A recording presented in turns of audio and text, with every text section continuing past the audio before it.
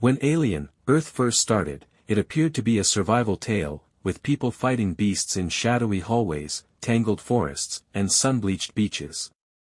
But over the course of 8 episodes, that idea morphed into a more mythical, psychological tale about kids who have been changed by loss, betrayal, and unhealing scars. By the end, the question is not only whether the monsters or humanity survive, but also who the true monsters are. In the Real Monsters episode, Sydney Chandler's character Wendy is not more strong than ever and no longer bound to anyone.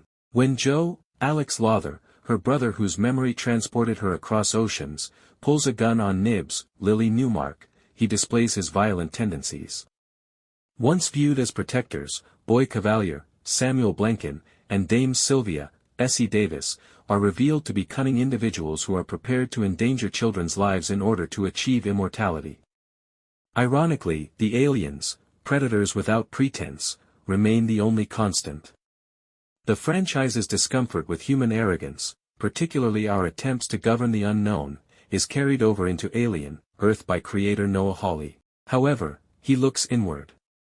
In his adaptation, the danger lies not just in what enters, or exits, the body, but also in how the body is used as a weapon for gaining power.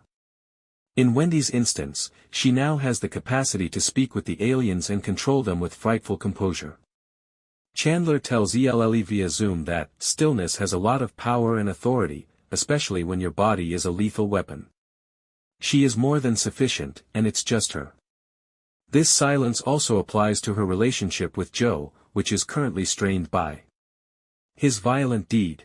Hurt pushes her away, yet love draws her in. She explains, she's fighting with herself over her frustration with him because she does love him, and you can't categorize that type of feeling. I believe she has finally come to accept him for who he is.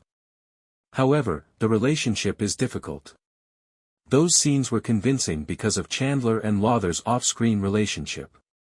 She remembers thinking of him as a brother right away when she first met him while doing stunt work, holding 2 fictitious blades. We rapidly discovered this comfort. There is such a close spatial link between siblings. When you're kids, you fight, scratch, or lick each other's elbows, she goes on. We were able to locate that closeness very rapidly. The actors exchanged voice notes and drawings, wrote letters in character, and left them under each other's doors in an effort to strengthen their bond. Through striking, memorable imagery, the conclusion is built. Arthur's remains are in the sand. At Marcy's grave, Sylvia whispers, and then a xenomorph breathes down her neck. The hybrid kids, now confined to a holding cage, wonder about their identity and transformation. Wendy says they should be terrified of their kidnappers, not the other way around after glancing at the security camera. A faraway monster responds when she uses the guttural speech of the aliens. The cell door grinds open as Wendy, who is now in complete control of the facility's systems, snaps her fingers. She releases the other hybrids and gives them tasks to complete, locate Dame Sylvia, Kirsh, Timothy, and Boy Kavalier. Moro, Babu Cisse, and Oliphant. Another display of her newly discovered power, delivered with uncanny ease, occurs at one terminal when she nonchalantly disregards a security rule and unleashes a restrained xenomorph that tears through a group of armed guards. The next time she sees Joe, she is saved. Just before it hits Joe's body, Wendy smashes through the glass as Boy Kavalier unleashes a hideous eye creature. Filmed over almost 3 weeks of night shooting, she clashes with Adam Ince, Adrian Edmondson, one of the top enforcers, in a brutal fight. Working on that moment made Chandler feel as though she had been christened by fire. She claims, it was a marathon. For example, completing sprints and leaps from 2 to 5 a.m. followed by another session the following day. My heart rate increased. I'm perspiring. The fact that I'm actually performing the stunts is incredibly beneficial. Following the incident, Joe and Wendy quarrel about what the aliens stand for. Wendy sees a true reflection of herself, whereas Joe sees predators. She joins the aliens out of recognition rather than allegiance. Chandler says, they're true to their natural nature. They're not attempting to alter or manipulate their hard wiring. Wendy finds insight in accepting their unadulterated state. She confesses to Joe, "I don't know what I am," in one of the most private scenes in the finale.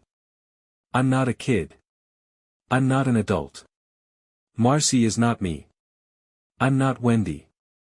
Furthermore, I am unable to be what everyone wants me to be." It's another step in her path to self-acceptance, yet the line falls somewhere between a confession and a warning. Chandler claims that Wendy is speaking such honest truth in this instance. It's okay that she doesn't know everything. Wendy's storyline in the Alien movies is about letting go of the notion that she needs to be viewed as human at all, whereas Ripley's, Sigourney Weaver, was about defending humanity against the alien. She is beginning to accept who she has become and does not wish to slay the monster. Wendy is dangerous because she refuses to identify herself and instead becomes something that no one else can define. The mythos of the program is altered by the episode's climax. As Joe subdues Boy Kavalier in the main hall, Wendy conjures out a xenomorph that rips through soldiers. Later, Wendy rounds the grown-ups with purposeful composure while they are imprisoned in a holding cell. Once playful, the allusions to Peter Pan now